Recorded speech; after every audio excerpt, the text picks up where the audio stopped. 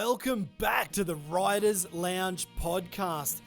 I'm your host for this long and overdue episode, Steve Sommerfeld, and it has been a good couple of months since we were talking to Levi Sherwood about that FMX custom bike build that he had going on. And I have been living under a rock since that episode, and I did hear some rumours that I stopped in at the Rothaus Brewery and I would never be seen again. And that's probably 50 to 75% true. But actually, Rach and I, we hit the road around the UK for about 3 months in total, and a 1-week trip up to the top of Scotland turned into about a month, and we had no internet access, and it was awesome. It was very difficult to upload that episode with Levi, but it was definitely a pain in the ass to try and find internet on that trip. But it was awesome to just turn everything off and then try and work out how to make Night of the Jumps happen on January the 6th. And of course, COVID came along and put an end to that. So kind of all of my energy and effort went into that event. And that is, well, half the reason why you haven't heard from the podcast in the last little while. And I'll talk a little bit more about that later on. But before I get into this news episode, this is just freestyle news. This is keeping up with what's gone down recently, some latest news, and a little bit longer ago. But anyway, we'll get into that. But the Riders Lounge podcast has actually been nominated and shortlisted in the Sports Podcast Awards. Now, I've never heard of this, but it's happened. And I actually had an email 2 weeks ago, and I didn't even bother opening it because I kind of just wanted to stay away from too much social and emails and everything like that. But I do have to say a huge thank you to everyone who has listened to this podcast over the past 2 years almost, and that this would even be considered to be in any podcast award. Maybe it's just there because there's no others in the category. I don't know. Whatever the reason, I'm actually really humbled and stoked that FMX is up against other podcast producers like Red Bull. Now, I couldn't care less if I win or not, but it would actually be kind of cool for this little project to rival the behemoth of the Red Bull production studio. So, as I would never click through to vote on things, turns out it's a public voting thing, I really don't expect any of you to vote on it either. But if you do have the urge to throw us a bone, it would actually be quite cool to see FMX rattling the cages of the other sports on that list.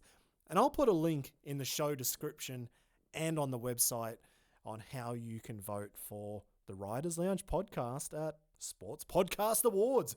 Hoo-hoo-hoo! Now, before we really get into the latest news, I do want to take a... This is kind of going to go back and forwards in time a little bit. But I do want to say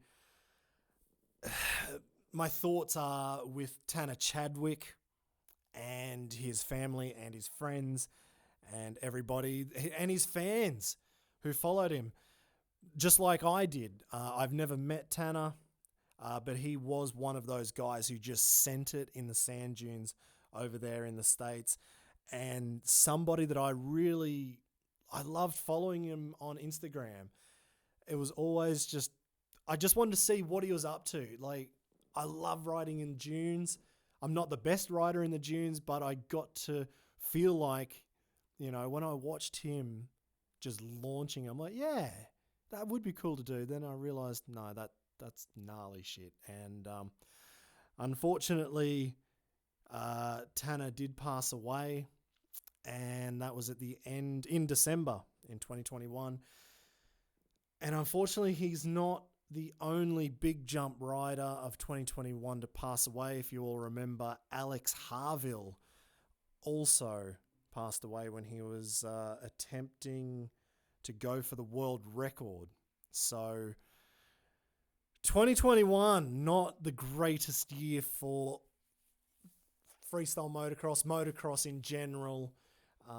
And yeah, my thoughts are with the friends and family and, like I said, the fans as well, because we all love this sport. We all know what it entails. We know where it could all go wrong as well, and unfortunately it has happened. I was going to record this episode actually a week or two ago, and the big news at that time, when I was about to do it, was actually Travis Pastrana leaving Red Bull for not the first time, but the second time, teaming up with the Black Rifle Coffee Company, who are actually the same guys who are working with J.O. Archer. And if you've heard the podcast episode I had with J.O., he is one very determined young man eyeing off the triple backflip, and that's something that Travis, he kind of instigated the whole thing back with Sheeny and Tom Pages a fair few moons ago now. So Travis has now made the jump over to Black Rifle Coffee. And the first time actually that he left Red Bull, if you were wondering what, he left before. Yep, back in 2016. I guess he was going to bet on himself, and that's, I would say, the best thing he could do. Promoting his own brand, the Nitro Circus brand, with his hat and helmet.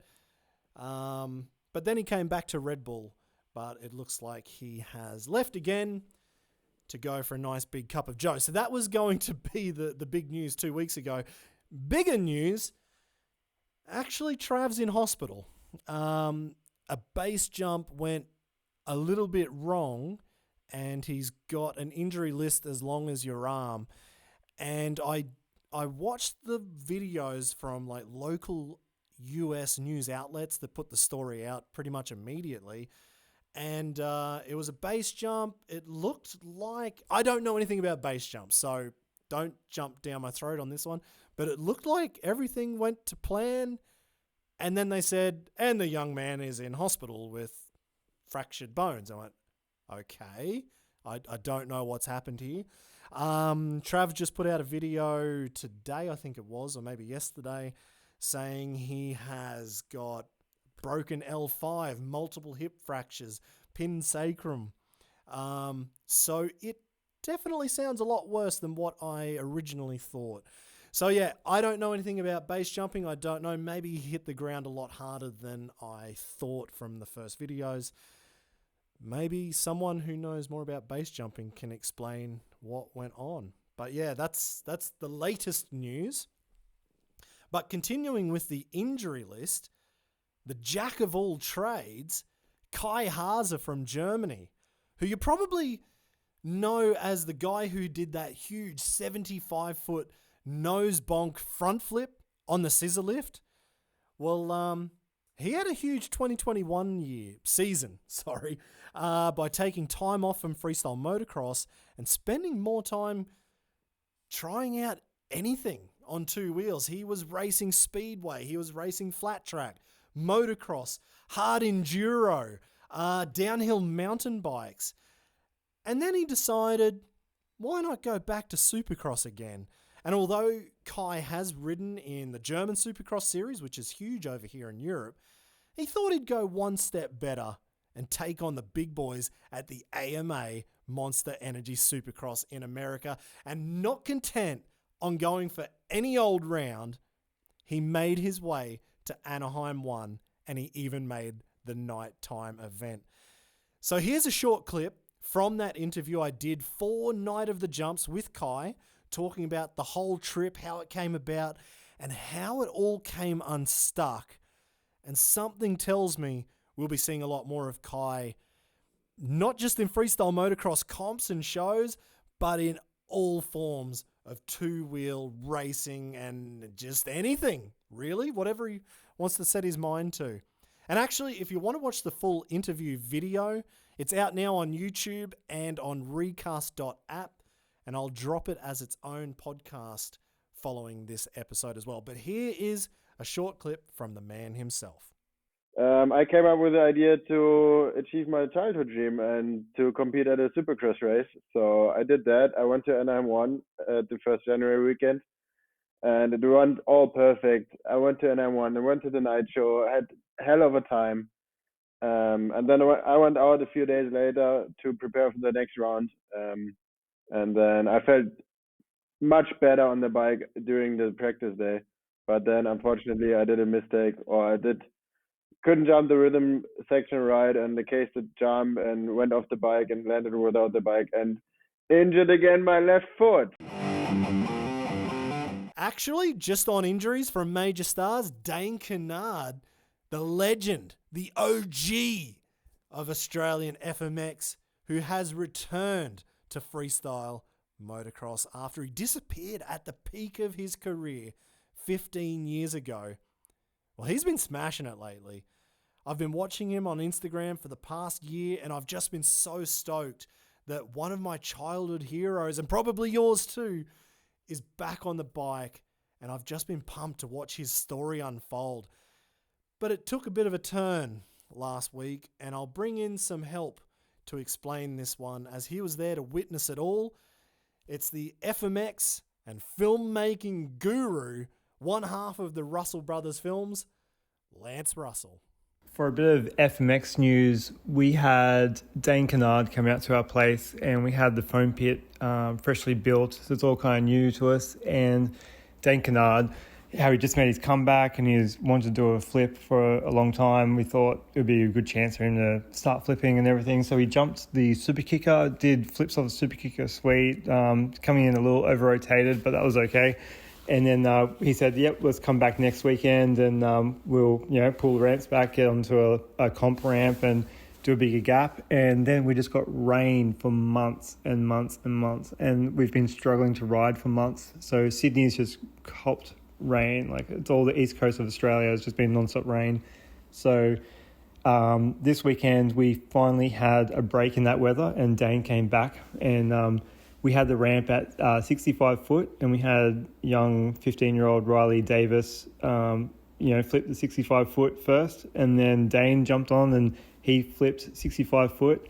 And Dane, being Dane, he just goes, I hate foam pits. And he's saying stuff like, it's like, obviously the foam pit's scary. He's like, I don't want to do it. I'd rather just go to dirt. But he flipped the 65 foot. He went like easily like 80 foot and into the pit and landed at the back of the pit. And then we said, you both, like Riley and Dane, you're both going really long. Let's just pull the ramp back to 75 and flip 75. And then he turned around. He just came to us and said, can we just do one more of 65? And then he just started the bike and went around. We're like, yeah, whatever, all good. And then when he did that one, he went long again, which is totally fine. Like, I go long in it all the time too. But when he went long on this one, he slowed the flip down and everything. But just as he's coming back around, just bracing for the foam, just kind of looped it out a little bit. But he said he accidentally went limp. And when he went limp, his back slammed into the bike because he's landing on top of the bike. And I've seen it happen at least 5 times before. But he broke he cracked his vertebrae. So he landed and he yelled out to us and said, my back, and took his breath away. And I said, like, when I broke my back, it took my breath away, and I didn't think it hurt enough to break my back. And straight away, I took it seriously. I said, all right, let's get him out. Like, we craned him out. He sat on the bike. He stood next to the bike, and we felt down his back, and he's like, no, it's just like, it's killing. Like, he's just as in not taking his breath away.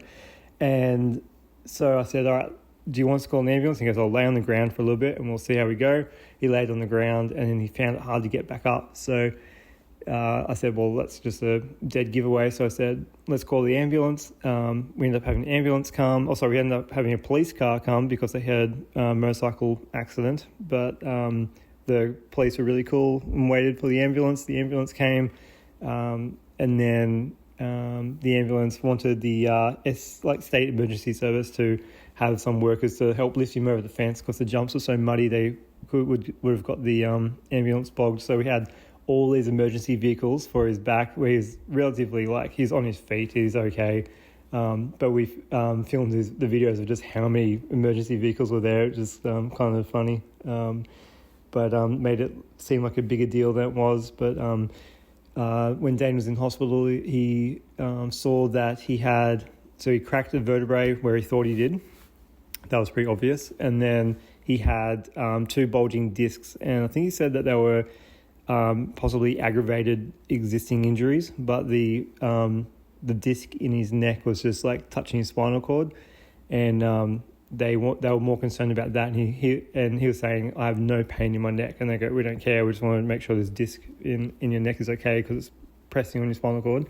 And I think he was saying he was getting some tingles in his fingers from it, so he must have aggravated it as he hit his back on the seat. But I picked Dane up from hospital today.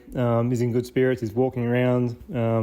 The doctor said, I think, he back to normal duties and stuff in 4 weeks, and then he'll be healed in 6 weeks. So, as bad as a broken back is, it's going to be a quick recovery for him. Now, actually, I did have a full interview with Dane last year when he first jumped back on the bike, and unfortunately, we had a hell of a lot of technical problems with that interview, so I had to delete it. It was just not possible to really put that out. So hopefully, now that he's got a little bit of time up his sleeve, maybe I can catch Dane for an attempt number 2 at an interview. And I'd love to get his full story on where he has been and what's happened and where he's going to go. Right, let's get into bike news, and this is a little bit old. Like I said at the top, we're going to go back and forward a little bit in time here, only because it's been a minute since we did the last podcast, but you would have all seen the electric bike from Stark Future that came out called the Varg. Now, that's quite an interesting thing. I don't know how you guys feel about electric bikes in freestyle motocross, in motocross in general, or whatever. There's probably going to be a lot of opinions in electric vehicles in general, but it is very interesting to me. Now, I'm not going to go into what's hot and what's not on this bike because you've probably already seen it. And if you haven't, there is a 16-minute video, and they aren't scared to go into the details of this bike. And they just put it all out there for the public to see. So if you're into technology, it's a really good clip to check out. But yeah, I'm sure you've already seen it before. The big thing for me is, how will this change freestyle motocross? We've seen the Alta Motors bike. Nate Adams was on it. Josh Hill, Matt Rabot, to name a few. Actually, Matt Rabot even rode the first ever freestyle motocross competition at Night of the Jumps in 2019, I think it was. And he did it all on an electric bike. They can do the job. It just doesn't have any sound. So probably the biggest thing about this bike is 80 horsepower, which is huge. And if you watch the video, they're saying they want to go up against gas-powered motorbikes and beat them in every aspect. And 80 horsepower, that's a big one. That will definitely win. Probably the one they won't win is the price, although it's actually not that bad. I just did a quick check on the website. Looks like it's 11,900 euros if you're in Europe, or $11,900 if you're in America. And actually, that's a damn good deal if you're in America. If you look at the exchange rates right now, that's a good €1,000 difference, plus minus, something like that. Or 9,900 English pounds, 16,900 Aussie dollars, it's getting up there. But they're looking at coming out 18th of March in Europe, 10th of April in America, 25th of April in Australia, and I'm sure it's going to be roughly those kind of timelines for the rest of the world, because I know not everyone's just in those 3 places that I mentioned, but I just thought I'd give a little bit of context to it. But what do you think about this? I went on the website, and it comes with 60 horsepower as the base model, or you can upgrade it to 80 horsepower for an extra €1,000 or $1,000. Of course, I would be going for as much as they can give me, but it will be very interesting to see what happens in freestyle motocross, in motocross in general. What will happen with that bike?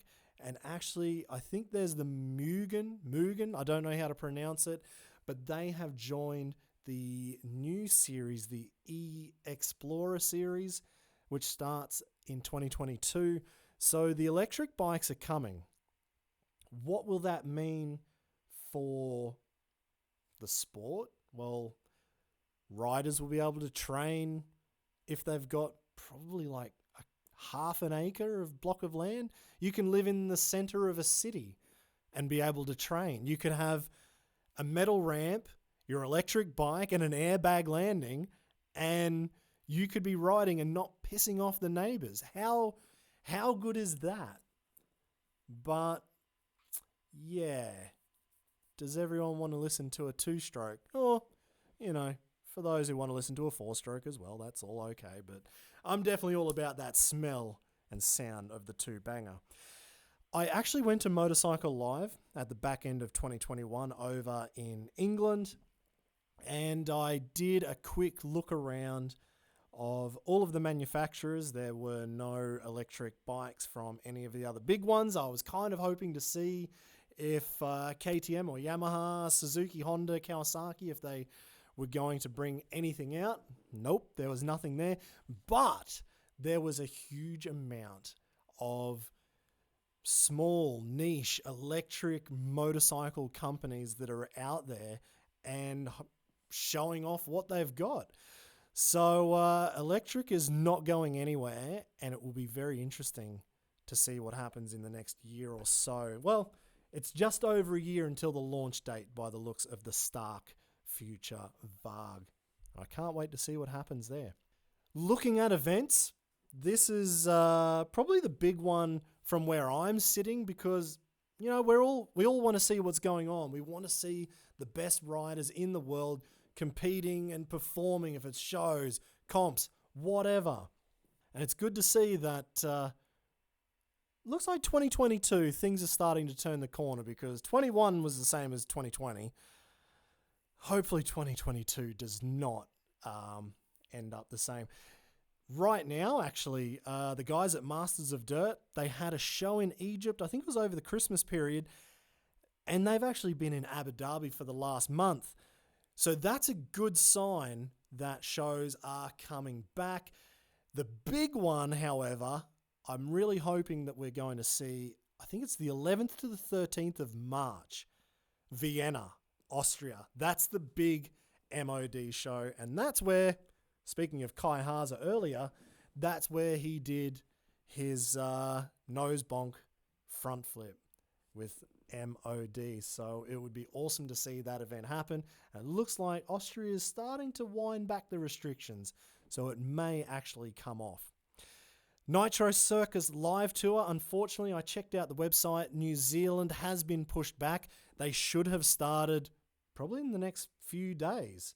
It was supposed to start in February. It will now happen in November. But the good news is Australia is still on for March, and it looks like it is 2 shows each weekend of March. But the interesting part is each show is a different town or a different city. So that's going to be a tough job for all of the riders and the truck drivers to get all of the ramps and equipment, everything. The riders, everything from one town to the next on a Saturday night show, pack it all up and turn up somewhere else, probably about 500 kilometers away or more for the next show on a Sunday. But knowing Nitro, knowing what they've done, especially on their European tours where they're just smashing city after city, day after day, yeah, what's 2 shows on a weekend? That's easy. Then they've got 5 days to chill. No, just kidding, but it will be cool to see Nitro Circus coming back. X Games. Now, here's a big one. X Games are going big at Chiba, I think it's pronounced, in Japan. That is April 22 to 24. So there'll be some freestyle motocross going on there. And that'll be a big one. They're outside of America again for X Games. And let's see what they can pull off in Japan. And let's see who's going to make it to Japan. I know they're very strict with their travel restrictions over there, so it'll be quite interesting to see what happens at that one. Now, we've got X Games, Nitro, MOD, but there's a big player that's come back online, and that's Krusty Demons. And they've got a world record one-off event. I was at the very first one they did in Brisbane or in Ipswich. I can't remember what year. I couldn't tell you what that was, but it was one of the best shows I have ever seen, and I'll remember that forever. So they're bringing a world records one-off show to Bristol in England, of all places. So that's a little bit strange. I was a bit surprised that they chose Bristol and they're inside a soccer stadium. So that to me doesn't sound like we're going to see long distance world records, but on the website, they're talking about the first ever triple backflip live in a show. Whew. That's a biggie. That's a big call. So I don't know who will be doing it. I have a few thoughts and a few ideas on who may be doing it, but I don't know, and I'm not going to speculate. So let's see who will do that, but it says there will be multiple world records. There'll be the first ever double backy on a quad and heaps more. So let's see what happens. That is on the 4th of June in Bristol. Now, from my side of things, what I was talking about at the top of this episode, why I was so busy at the start of this year, the night of the jumps, the Freestyle of Nations was supposed to happen. We were supposed to kick off 2022 on January the 6th, and that's what we were working towards, and we were so close. And then 1 week before, that's when Omicron really kicked in, and unfortunately the German government, like pretty much every government, shut back down again. So that's the bad news. The good news is we have got a new date. It is May 29th in Cologne in the Lanxess Arena. Normally it's going to be on a Saturday, but it will be on the Sunday night. So May 29th, Sunday night. Munich, that date has not changed. We're still going full steam ahead for that one. April 23rd inside the Olympiahalle in Munich. So if you're in Germany in April or May, we've still got Night of the Jumps going. Freestyle of Nations, it's where 3 different teams go head to head. A little bit different.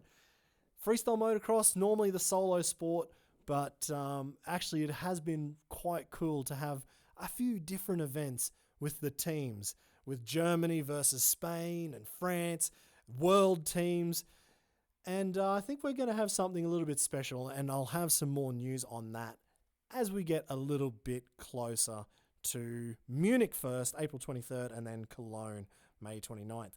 The May 29th actually turned out quite good in terms of a show clash because Gladiator Games, who were supposed to be in November last year, they are on in Prague, May 28th on the Saturday night. So if any riders need to get from Prague to Cologne, it's a good 8 to 10 hour drive. So maybe they'll be finishing up the show, possibly going to have to miss the after party if they're going to make Night of the Jumps the very next day.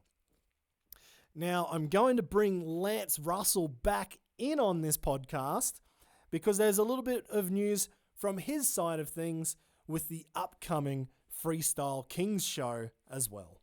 It's exciting times though because we have Freestyle Kings Live coming up, and that is in 3 weeks' time. So that's February 19th, Central Coast Stadium, New South Wales, Australia. It's right near Gosford. We have Robbie Madison coming, Jacket Strong, Rob Adelberg, Pat Bowden. We got 15-year-old Riley Davis. He's going to huck his first 75-foot flip on the 125.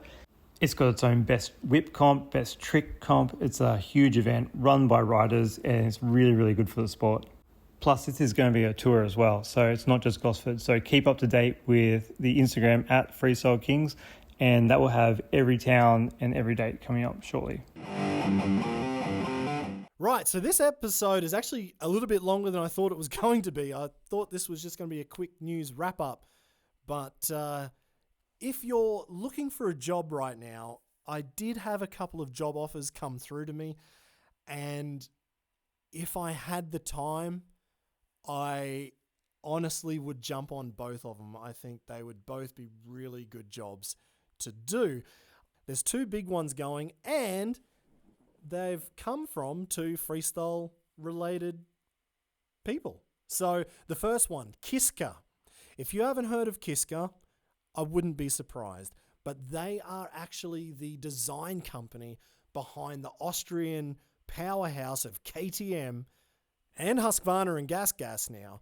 So Kiska, they've got a big job going, and it's for a copyright or a copywriter, and you'd be working with Jason Moriarty, who is one of the most influential guys in freestyle motocross, and he's had over 20 years in the industry as a rider, but you probably know him more as the guy who was on screen explaining why the 5 judges at a Red Bull X Fighters competition chose one rider over the other in those often tight and controversial 3 out of 5 helmet decisions.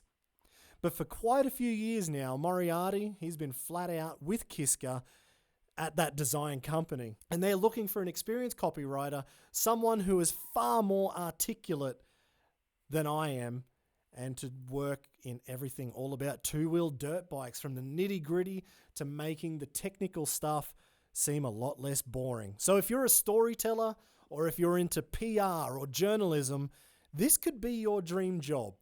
And you also get to listen to Jason talk about the good old days when he was sending it back in South Africa during the lunch breaks. Now, the second job, a little bit of information, was from Adam Simpson, who's also been a judge, actually, on occasion. But Adam was also the editor of Loco magazine, which was coming out of the UK, and then later the Freestyle Extreme magazine, where he worked for quite a long time as well. But Adam's been working with Scott for the last few years now, and he did let me know that a new job has come up recently, and this is a big one. This is the brand and export manager for Scott, and it's covering all things motorsport. You'd be based in Switzerland, and I mean, Scott are known for their goggles, but I assume you would be taking care of everything from not just motocross or freestyle, but snowmobiles and enduro as well. Goggles, gear, the whole shebang. So that job, it's based in Switzerland, and actually I forgot to say in the Kiska case, that one is based in Austria. So if you are living in Europe right now, maybe these are good options. If you want to live in Europe, maybe these are good options. I will put a link to each of these job offers on the website, so you can check that out if you are interested. Now, to finish this all off, I suppose for me personally, my big news is that I'm finally booking myself in to see my hip surgeon in 2 weeks to hopefully get a date for my full hip replacement. So since my crash in 2017, if you don't know, I missed a seat grab flip, and I felt the wonderfully solid timber work on top of the Bulldog landing at Motorcycle Live in England. And I have busted my hump to try and ride freestyle motocross again, but I just couldn't handle it. In that crash, I broke my back in a couple of places, but the big issue was my hip. I maybe I'll talk about that a little bit later or at another stage, another day. But ended up with a bad hip. So I busted my hump to ride again, and it just didn't work. And over the past few years, I've definitely been in a very steady decline in what I can do daily. But I guess it also gave me the time to do things like this podcast. I probably wouldn't have done this podcast if I was still riding freestyle motocross. But and also actually back then, there was that big, great debate over airbag landings when they were just coming into the sport. And looking at it now, man, I really wish I had one that day, but it is what it is. Times are changing. Man, that would have been nice to land on that and not the steel and timber work of a mobile landing. But yeah, I have no real idea what I will be able to do when they chop the top off of my femur and install a new titanium ball and socket joint. But if I've heard nothing else from all the oldies who have told me that they've had their replacement, but everybody has just been so happy to be pain-free, and that for me would be a huge change right now. To go a day without pain would be unbelievable. So yeah, I'm not sure if they can attach an external grease nipple, but knowing how my normal maintenance schedules are on my two-stroke, I probably won't be taking the greatest care with my new hip. So I guess we'll see how this all unfolds in the future. I don't know what movements I'll be able to make with a hip replacement. I don't know what impact it will be able to handle to have a new hip. But anyway, so that's my news. I will try and get a few interviews done in the very, very near future, just in case, if I manage to get a quick time to get this operation done, which would be awesome, that might be able to help cover this, the overdue problem that we had since the last episode with Levi until this episode now. And I do really feel sorry, and not sorry, but I do feel bad that it took so long to get back to it. But I definitely needed to take a bit of time out. And during that time out was when I came to this realization that after 4 years of trying to battle with this fucking hip, I'm finally going to book it in and just get on with it and get rid of the old and put in the new and move on. So thank you very much. If you've got to this part of the podcast, if you've made it all the way through, congratulations, you've done well. There was a lot of jibber jabber. It has been a while since I've done a podcast, and I'm sorry if it was long and long-winded. For everything we spoke about, I will put links on the website, in the show description if possible. But yeah, if you do want to go vote, I know I was going to say I don't care if you do and you don't, and I really don't because I wouldn't. But if you do want to go vote, it would be quite funny to see if this wins some sports podcast award. Thank you so much for tuning in to the Riders Lounge podcast. I'm Steve Sommerfeld, and we'll see you very, very soon again.